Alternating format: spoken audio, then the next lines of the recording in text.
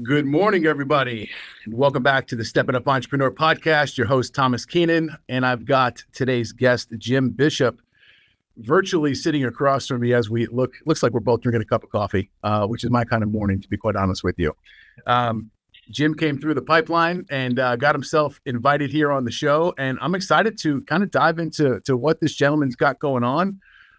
It looks like he's got a tremendous amount of experience and a unique approach to a lot of the corporate coaching and small business coaching and stuff that he's doing. So Jim, without me butchering what you do and how you do it for your people, good morning, sir. Welcome here. I'm excited to have you. And please tell us a little bit about you and the company you've got going on right now. Yeah, thank you, Thomas. Thanks for having me.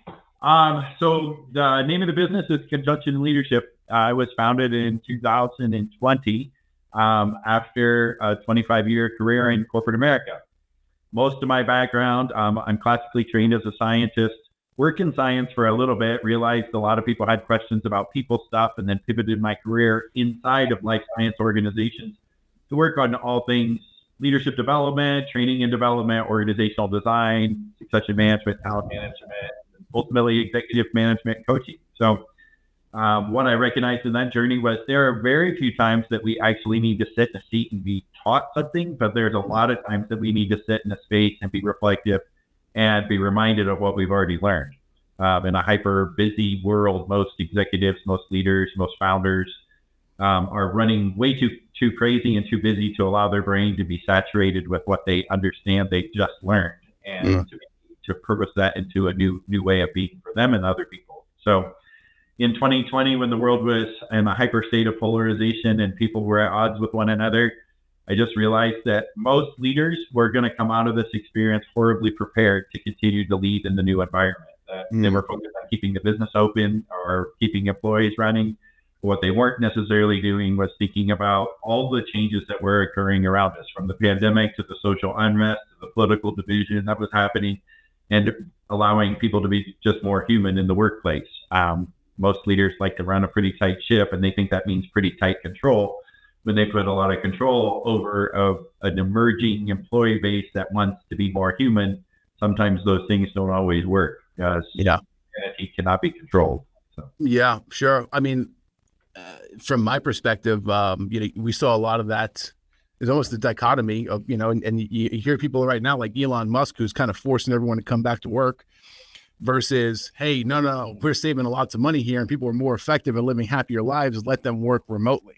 And as someone who's ran both styles there, I mean, look, not at Elon Musk scale, not many people do that in the world. Okay, definitely on a smaller scale, but I've run both styles, and they both have their pros and cons, right? They really do. So, what are you seeing with the clients you're working with now as to which is more effective, or is that a very personal choice or a choice that is very situational based depending upon the needs of the company and the organization? It's an interesting question. Effectiveness, I think, is a factor of the leader's ability to adapt and change, right? If, as an example, with Elon Musk or another, profile of a leader who said you must come back to a physical office and it needs to be from 8 to 5 and everybody needs to be in their seats, and they put all these regulations around that, right? Yeah. Sometimes that can be effective, but what probably that is the shadow of that leader rising up and going, I just don't want to adapt. I don't want to change. So it's easier for me to change the situation for many people around me so that I don't have to. What I have seen is many very emotionally intelligent and very intuitive leaders, that might be their predominant preference, is to have people back physically because that's what was more comfortable for them. But they've been able to re-engineer themselves and re-emerge as a leader who can be more relational and open and connected with individuals so that the remote environment isn't as freakish or scary and we don't have to worry about what people are working on or what they're not working on because we have a heart-to-heart connection. I find a lot of leaders who have it, who pivoted in that space and say, I can be more effective over here if I change myself versus trying to change everyone else. Their whole organizations just seem to be thriving a little bit more right now. Yeah, I like it. That makes sense too. Here's a question I got for you, right? You mentioned there a second ago, intuition for leaders. let's touch on that a bit, because I mean I've got my idea and sense of what it is, but I want to hear what your idea and sense of what that is and what you've experienced with someone on your team or a leader, maybe a leader that you worked under, maybe you were leading somebody else, but what does an intuitive leader mean to you? Well, there's always something that rises up inside of us. And sometimes we have a tendency to quash it back down, right? Maybe it's telling you that you need to make a change. Maybe it's telling you that it's there's a different path out there for you, or a different way to go. A leader who actually understands how to handle that kind of rising emotion is a leader who, one, has emotional intelligence, but two, might be more tapping into that intuition. All too often, I work with a lot of male clients, especially my male clients have not really tapped into their emotions. They've actually been afraid of those emotions, and they've been afraid to show other people those emotions because it's not always been a secure place for them to be an emotional individual. And there's a lot of things in our background and our upbringing that probably made that to be. From getting hurt on the ball field to being told just to rub some dust on it, or shake off the tears and just run and just go and push it down is the predominant message. And sometimes when we have actually shared our emotion, it gets exploited as vulnerability, and we also learn that's not safe, right? So then what happens is this leader who's feeling this rising, we might call it intuition, of a decision they need to make or something difficult that they need to tackle, and they keep distancing themselves from that because it becomes fearful or something they're not sure how to deal with. They're really not truly giving themselves the gift of all of their senses. They might be very intelligent, and they might have a lot of experience, and they might be able to use a lot of physical brawn to get things done. But the sense of intuition and emotional intelligence, knowing how to tap into that and let it be your guidepost rather than letting it be your master, is really, really what makes what I would say an intuitive leader. If we don't learn to master our emotions, they're going to eventually master us, and we keep running away from them or towards something else in an effort not to see them or feel them. But in reality, if we just learn to embrace them, they can kind of keep us between the guardrails, and we find greater and greater and greater existential purpose behind what we're working on. Yeah, for sure. I agree with you. I'll tell you what, from my experience, any time that I have ignored the intuition or the little hits, the voice in the back of your head, the goose flesh that pops up in your arms, the little chill going to the back of your neck, whatever it may be, anytime I've ignored it, shit's gone sideways. Yeah. And it doesn't always happen right away. I've had a couple of instances where I was like, hey, you should pay attention to this over here. And like, now everything's fine. It's a good person over there. We're doing great. Everything's moving along. And 6 months later, the shit hits the fan. You're like, wow, I should have listened to that thing over there before. But hey, I think that's a topic that we can dive into and definitely go on the woo-woo side of quite some bit. But it's a real thing, and I'll give you, for instance, I'll give you a real story. I was running a pretty big organization a couple of years ago. I don't know. I probably had 30, 40 people on my team at the time. And I had this gentleman who we hired for a sales role. He was super sharp kid, picked it up, understood what he was doing. He just wasn't closing the sales that he should be closing. And there was a lot of pressure on him for sure. Went in there and had a conversation with him because we had basically a 90-day trial period or introductory period. Like, hey, around 90 days, if you don't have this thing somewhat moving, you're probably not a good fit here. And I went into his office and I sat down. Hey man, how you doing? And something was just off with him. And I walked out of the office and I turned around, walked about 3 steps towards my office at the time. And I said, I went right back in there, opened the door, sat down. Sorry, look, bro, we got to have a talk right now. Something's up. You got to tell me.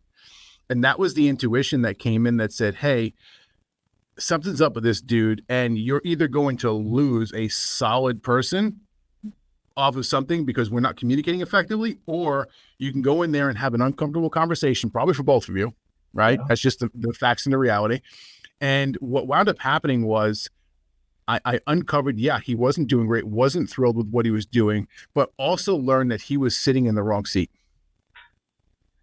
Long story short, this dude wound up becoming the event coordinator for this company and sat in that role for 2+ years, even after I was long gone from the company. Has now gone on to open his own business, and he does event planning and event coordination for some big corporations. Right, here's this kid who's just scratching 30 years old. And if I didn't have that intuitive hit to go in there and have a real man-to-man, heart-to-heart conversation with him, what he's currently got going on right now, I could have been the reason why it didn't happen. Yes. Yeah. I hear a lot of courage in that. And I think that's a piece that a lot of leaders, they want to be brave and they want to make hard decisions, but they sometimes lack the courage to do that intuitive or the initial conversation, and they'll let it go and let it go and let it go. And then now we have a performance problem. And now I have to have a lot more ugly conversation around, are we going to separate you? Or are we going to rehabilitate you? Or what are we going to do with you? And it becomes about them. But really, it started with, I just didn't have enough courage to walk back in that door and open it back up and say, hey, dude, there's something going on and I don't know what it is. I just want to notice it. Right? Yeah. I mean, that's just it. And, the other perspective on it too, and I learned this a long time ago, sometimes you got to let them go, right? From a leadership perspective, it's like, hey, you're holding on to this person here and you're confining them in this box that whatever this role, this position, this company is, and it's not the ideal fit for them. It's not that this person isn't capable. It's that their wings are pretty much clipped in this current situation. So if you let them free, you let them out of here, you give them the opportunity to go find the right thing. And every day that you keep them here, because no, I need the person, I need help, I need this, I need that, I'll turn them into what I need them or want them to be, right? Like that doesn't work either. Yep. And it winds up building resentment in that team member that carries on for a very long time. So you think you're getting good top tier performance out of them, meanwhile they're only showing up 60%, if that. Yep. I hear, and your example is so crystal clear right there, and it's so much prevalent in many leaders' lives. Where when it becomes about they become what I want them to become, the story revolves around the leader, right? Yeah. But when a leader is able to reverse that story and have it revolve around their employee or the people that work in their organization, then it becomes so much more freeing and liberating. And it's that subtle pivot that changes the course of all the culture, right? Mm-hmm. But a lot of leaders have been conditioned to believe that if I'm out of control, then I'm out of control. And what they really need to do is realize, like, if I give control to other people, we are not out of control. Mm-hmm. We are in the boat together. I've just let someone else start rowing. Right? Yeah. And it's no longer about a leader.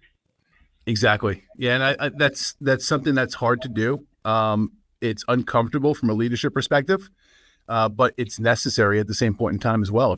Otherwise, you're going to continue doing the same shit day in, day out, and you're never going to go anywhere else than where you currently are. Correct. Maybe you'll have a change of some heads, but you'll still be where you are today. Correct.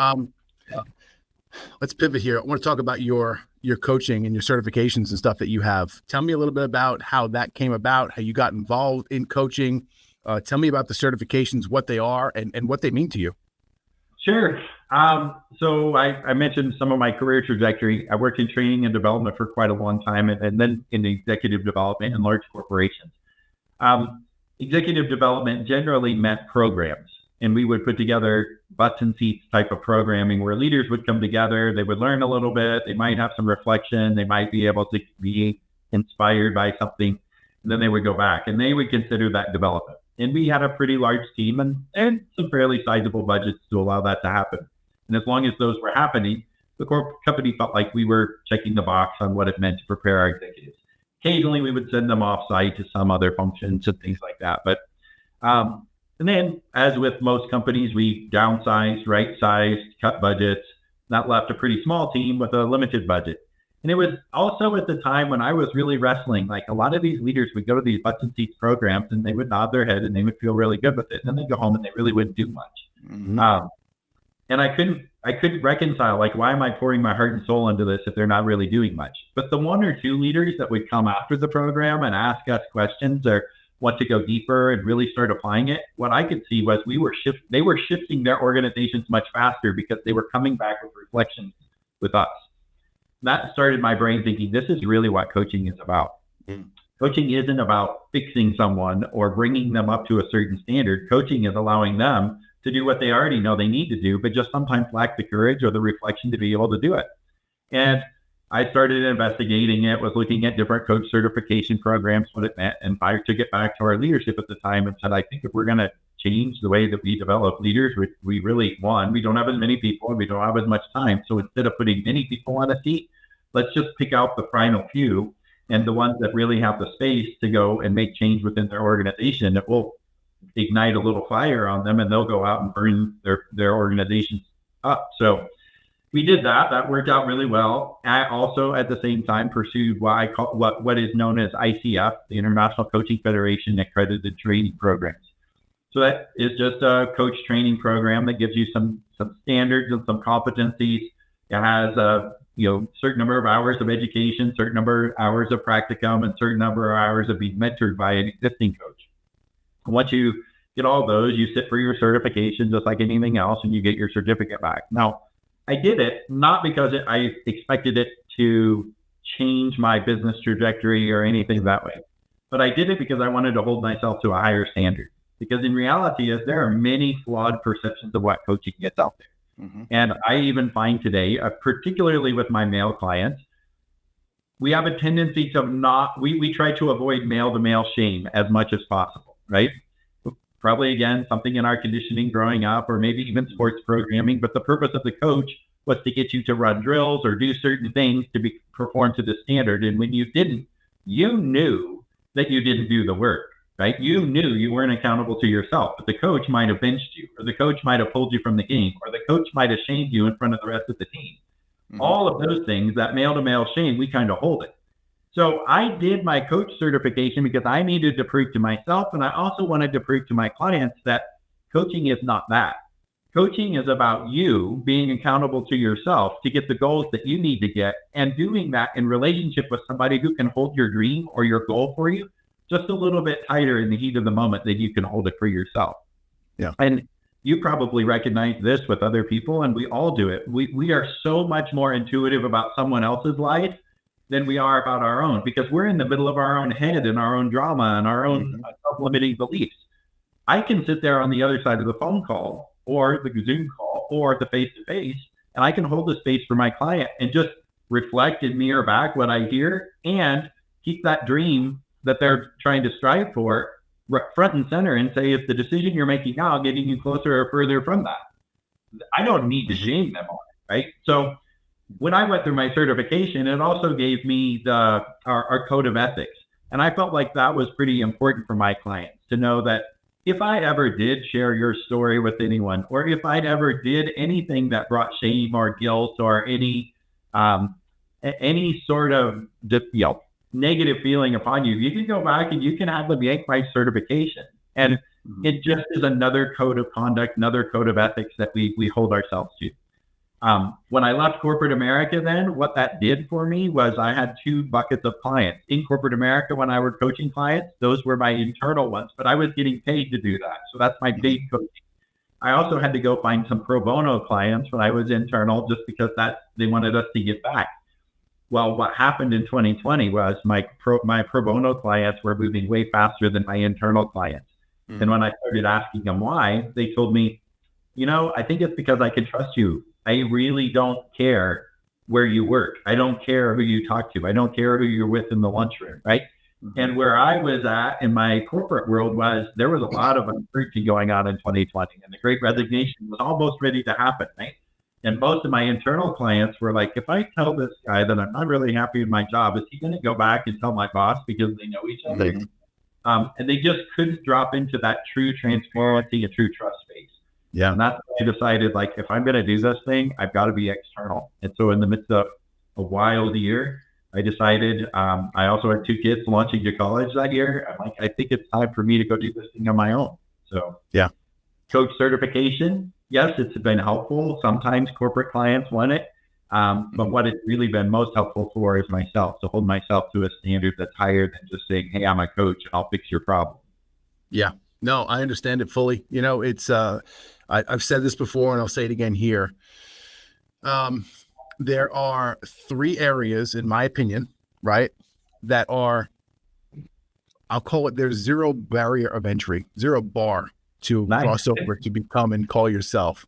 Number one is a bookkeeper.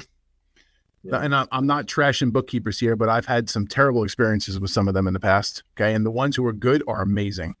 The second one is digital marketers, right? And like, if you've been in small business for more than 10 seconds, like you may as well call yourself a marketer because that's just the world we live in today. But everyone thinks they can do it. And it's not as easy and it's very complex. And those who really know what they're doing just laugh at the new agencies that pop up every other day and then fizzle out 3 weeks later. Yeah. And the third one on the list, and I hate to say this, is business coaches, right? You have so many people who maybe garner a little bit of success or this, that, the other thing, and then they have zero credentials into coming into this space and giving anyone help whatsoever. Yep. So I'm with you. I am not certified by any stretch of the imagination, but you have a code of ethics that you operate by. And I've got a set of core values that I operate by. So same shit, similar thing, whatever terminology you want to use, like, hey, no, this is how we operate. These are the things that we go by. If it doesn't align with this, then we don't do it. Yep. Right. Yep. So with that being said, and this is for the listeners too, and I'm sure you know this already, but I think it's very important for people who need help in the digital marketing, the bookkeeping, the coaching space, and any other thing you need help with third party from your company perspective. Do your due diligence on that person. Go out and ask for referrals, ask for other people that have worked with them in the past. And if they cannot provide you with that or are unwilling to, that's a red flag. That's when your intuition should peak. Yeah, absolutely. Absolutely. I mean, these are people like, if you could do the work yourself, and maybe you could, right? But if you do as an entrepreneur or sole founder of the business, or even the CEO of a major corporation, why would you do that work if somebody else has made a living off of specializing in it, right? So you need to make sure that those people that you're hiring, one, save you time to do the work that only you can do, and two, do their work that only they can do, right? And when we live in our zone of genius or our zone of creativity or our zone of excellence, what's going to happen is good things come. I find those people who say, I'm a business coach and I can come in and fix your income statement. Okay, they might be good consultants, but they're probably not great coaches, because what got that income statement into a bad place in the first situation was not because they didn't know where to put the numbers in the ledger. Mm-hmm. There was something going on internally, some sort of leadership quality, right? So yeah. I've never ever, like, there's two parts to coaching. You can coach the what, or you can coach the who. And my clients are usually surprised that almost everything they give me, they'll give me a what, but it always will come back to coaching the who. Like, what is going on inside of you that enabled that situation to happen? Mm-hmm. That's when the biggest amount of transformation actually occurs, because when you can pivot a mindset shift, what's going to happen is a whole new set of behaviors come out. And tremendous. Absolutely. So I'll give you my take on that. And this is what I experienced too with my clients. I'm known for operations, right? People come to me because they want to dial in their operations, the non-sexy part of business, and it's imperative that it's in place, right? And I found out the hard way because my first company, I didn't have anything in place, and it crashed and burned hard after 5 years, right? So anyway, they come to me because they want help with their operations. They need help implementing a software. They need help. Hey, I need to put some SOPs in place. I need to develop a hiring process and like whatever it may be. Cool. We'll help you with that, right? And you're going to work with us for a minimum of 6 months. And what winds up happening is we start working with the client, right? And we start helping them through things. We start building some processes. We start getting them some traction. And the realization comes into them also through this process is like, oh, wow. Okay. We've helped them grow the business and put these systems in place. The business is now elevated, but their mindset's still here. Yes. So now I've got to bring the mindset up here so they can continue to operate these new fancy systems and processes that we put into place without my help forever. Yeah. Right. And I think that's also another imperative thing too with coaches.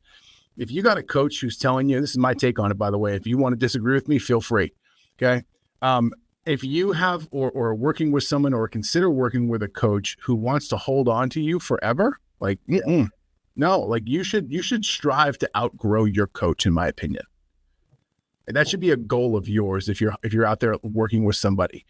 Right? Like, hey, go work with someone. Go work with them 3 months, 6 months, a year, 18 months, whatever the package, the program is, but go in there and do your thing. And if you wind up getting what you can get out of them and it's time for you, that intuition tells you, hey, it's time to move on. Don't be ashamed of that. Yeah. Yeah, I'm a wholehearted believer of that. It is also is imperative then, as a coach, one of the things that I have to put as a part of my business is me, my growth, my challenge, and how do I continue to be just that one notch better. But I myself have coaches, and I've let a couple of them go prior to the end of our agreement, and some of them just as the agreement terminates because what I needed them for or what they were able to provide, they had kind of maxed out, and I wasn't getting any more value. Um, I also have clients that have been with me for years, and we continue to push one another to a new level of performance, a new level of insight. And when I continue to work on myself, which is what I tell all of my clients, is even in their work as a leader themselves, if they continue to push themselves higher, what's going to happen is all the boats will rise in the tide behind them, right?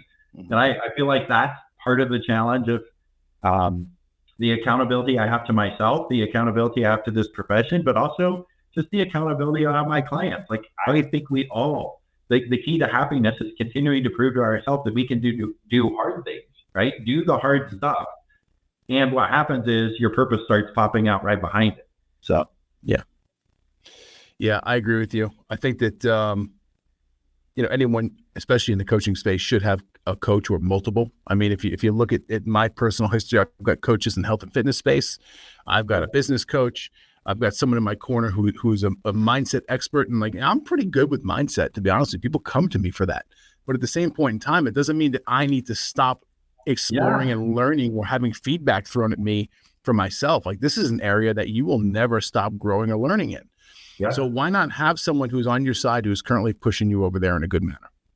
I couldn't agree more. I couldn't agree more. Yeah. Very cool. So let's talk about the corporate space for a minute, because I'm intrigued. Are you still serving clients in the corporate side of things? I do. I have clients that run organizations that have 5 to 20 people, and I have clients that sit at the top of the pyramid of 20 to 30,000 in organizations. So, yeah. What's the intrigue behind corporate? It's an area where I don't have much experience, right? I mean, a lot of it goes to my background, to be quite honest with you. I'm the middle-class dude who grew up in Long Island, New York, and worked on cars for 20 years. Wow. Who did pretty well with a couple of businesses and wound up selling one of them and got the hell out of it. And all of a sudden I stumbled into this thing called coaching. And I was like, oh, wow, I really like this because it fulfills me inside. But I've always operated, and this is just flat out truth right here, okay? I've operated within my comfort zone, which is small business, right? So I've never cracked the door open on the corporate side of things. And like, that's one of the reasons it intrigues me. Is it, is there more pay? Is there less work? Is there more work? Are the expectations different? Is it a different marketing approach to get to those people? Like that, those are the questions I have with it. Yeah. There's many questions there. We could go through a litany of them, but in my space, in leadership and executive development, it is a lot on my mindset. And it doesn't matter if you've got 2 people that are in your organization, you've got 20,000.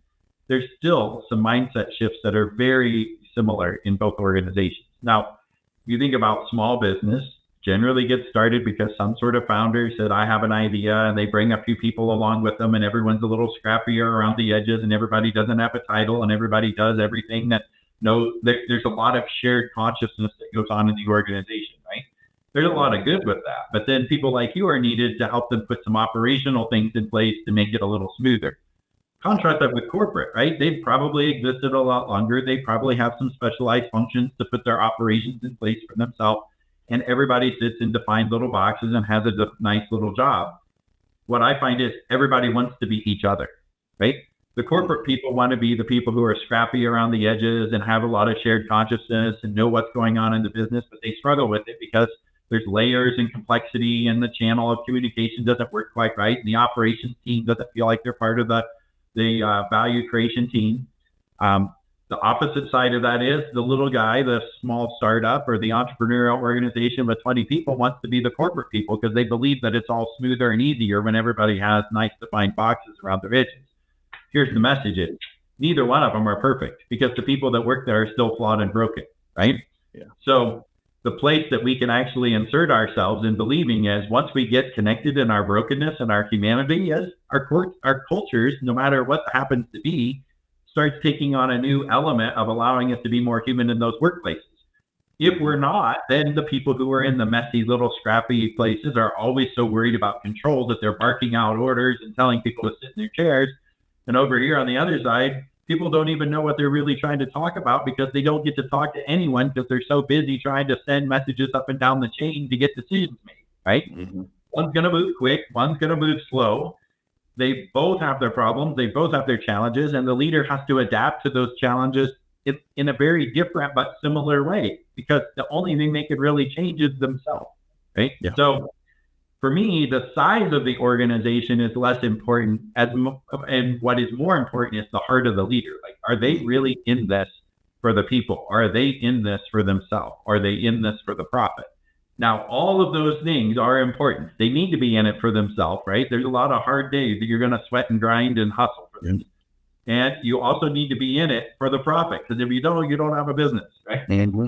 But you also, the third leg of that stool is you have to be in it for the people. And you have to really, in my estimation, you have to have a heart for wanting to grow other humans, right? It's not quite like parenting, but you need to raise them up to be fully independent. You have to be ready to let them launch. And if you're not, and you're just trying to keep them to do a job, they're going to recognize that and your business isn't going to grow. So I think that when I work with leaders, I'm always constantly looking at those three things just to say, where's your heart? Yeah. No, I think it's important. I think it's a really good approach that I don't hear enough of. So I want to just take a second and commend you on that, because I think it's really important. I really do. And kudos to you for that, because look, I may be the big guy. I've always been a big human. Like, I'm 6'4", 270 pounds. Right. And people always look at me, they're like, oh, he's just the grizzly looking guy with the beard, and, like he's going to just squash me like a bug. And like, yeah, like I have that appearance, but trust me, I am heart focused, heart centered, probably a lot more than most people you come into contact with. And that's definitely that. Listen, from the human side of things, that poses challenges when you have to be a leader who has to go do some shit that's not exactly fun or nice. Yeah. If you think that stuff's not going to come in front of you at some point in time in your career, you are mistaken, sir. It's going to happen. Well, leaders have I think there's a myth there that I need to be nice, right? But no, you need to be kind, and kind and nice are not always the same thing. Like, not everybody will like you. Mm-hmm. Fair, right? But you have to have enough understanding of what's good for the most of us, what's the community concern, I call that, versus how do I just go passive and be nice to everybody, right? Those two things are in direct opposite tension with one another. And if we're innovating and ideating and pushing the envelope on where our businesses are going, there will be people who do not like to make that journey, because as humans, we like safety, right? And some people will err on the side of wanting their ship to stay in the harbor where it's safest. Other people are going to want to be out on the ocean blue where their cargo can get carried across, but not know whether the next storm is coming. Mm-hmm. We've got to be pulling ourselves more towards our purpose and less towards that safety. And that means leaders don't need to be nice all the time, but they do need to be kind. Yep. So I agree. Yeah, that's a really good perspective.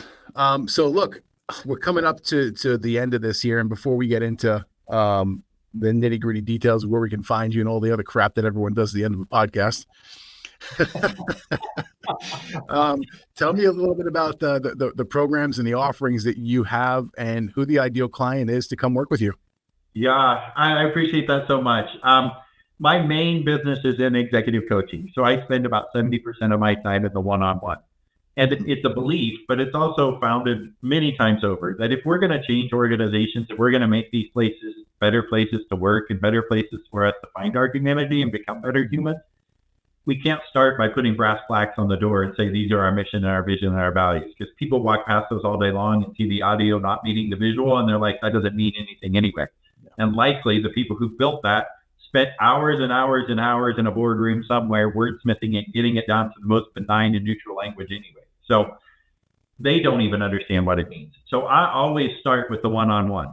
And we will spend, 6 months, a year, sometimes longer, in 3 distinct phases of coaching. We call it the disrupt, the bridge, and the grow phase. In order for a leader to really grow, what we have to do is disrupt much of the current ways that they're going about operating, because they won't get to something new unless they're able to say, why am I thinking that way today? So we spend a fair bit of time in disruption. Then we move to bridging, which is really around ideating on what is your best self? What's your best life? What's your best business outcome that you would like to achieve? And we get our goals crystal clear, because the pull of safety is going to keep us back there in the harbor. But the vision of what is coming next can be so compelling that we're willing to get out on the ocean. And that bridging phase is critical for that. Then we get into the growth phase. And in the growth phase, the leader is coming back to me and going, here's what I want to do. Here's where I'm going. Tell me what I'm showing or not showing that's going to keep me back from that. And this is the place where they're most accountable to themselves for pushing themselves out of the safety zone. Mm-hmm. Once we do that, that's my main offering, is the executive coaching. And we build that custom with each client. And I work on retainers so that they get the value they want. They can call me however much they need. We set up time whenever they're there. So it's really client centric. It's not about, I've got 10 hours in my day and you're going to book whatever one you want, right? It's, they come to me, they say, this is what I want. And I don't work with everybody. Mm-hmm. I only work with you so that I have enough time and space for them. But then what generally happens is once they get their head on and they decide this is what they're doing, now they're ready to go fast. In order to go fast, we bring other people into it. So we bring their teams or their leadership groups, whatever it happens to be, and we start group coaching. And we give common language and common purpose to some of the things that weren't common before. And then ultimately what happens at that is culture starts to shift. People are doing things differently. And so we just start mapping what is going on. So the three buckets of the business: coaching, team development, and culture mapping. Once we get those things in place, we can actually not sit back, but we can start feeling like this workplace is becoming one where we grow better humans and we make bigger profits. So. Yeah, I love it. I like the structure to it. I think the flow is what's the word I'm looking for here. It just flows. So let's just keep it that simple, right? The steps of the process of the flow make sense to me from my past business experiences. So good. I think you got a good structure there. Fantastic, sir. Market research. All right. So the typical ending of all podcasts, which I hate this, by the way, but we got to do it because I want to send people your way. And of course, we'll put this in the show notes too. But Jim, where's the best place that we can connect with you? We can find you on the internet, learn more about your services, so on and so forth. Yep. Conjunctionleadership.com is the landing page. You'll find on there a host of things, from a description of who we are, the background of what we do, some clients we've worked with. But most importantly, you can download an ebook there that gives you a little bit more understanding of what we try to do. But mostly what the title of the ebook is, Mastering Midlife Leadership. When you get to that spot, what's working for you isn't working for you anymore. You're ready to upshift. You're ready to find fifth gear. And so this ebook is really designed to help those leaders say, how do I push the clutch in? How do I find fifth gear? We're not slowing down. We're only speeding up. But in order to do that, there is a little bit of a pause between fourth, fifth, when we go from fourth to fifth. So that ebook is there. If you're interested, I post daily on LinkedIn too. Some people are pretty active there. You can follow me along, join the conversation. There's also a place where you can download the ebook from LinkedIn. And eventually, if you want to, you can also book a what we call a conjunction call, which is just your first introductory session. And we'll try to get understanding of where you're at and where you want to go in that 30 minutes. So at least at the end, what you're going to have is a vision of what I want to do. Maybe even you'll be able to assign yourself some actions. So I've had some people in those 30 minutes make milestone leaps that they hadn't been able to even get past before. So yeah. That's very valid. I like the process, by the way. You just made a very valid statement at the end there. I've had countless calls with people that want to get on a call with me and, hey, I want to learn more about what you do. And in that 20 or 30 minute call, they get everything they need. Mm-hmm. And I'm with you too, that not everyone is an ideal client. Some of them I would have said, yeah, cool, you can come work with me for a bit. And some of them I might not have given that offer. That's one of the reasons that I do the discovery call and I don't just allow people to sign up for my programs. But if I can, and this is in line with my purpose as a human being, right? I was put on the planet to help others succeed in business. It's that simple.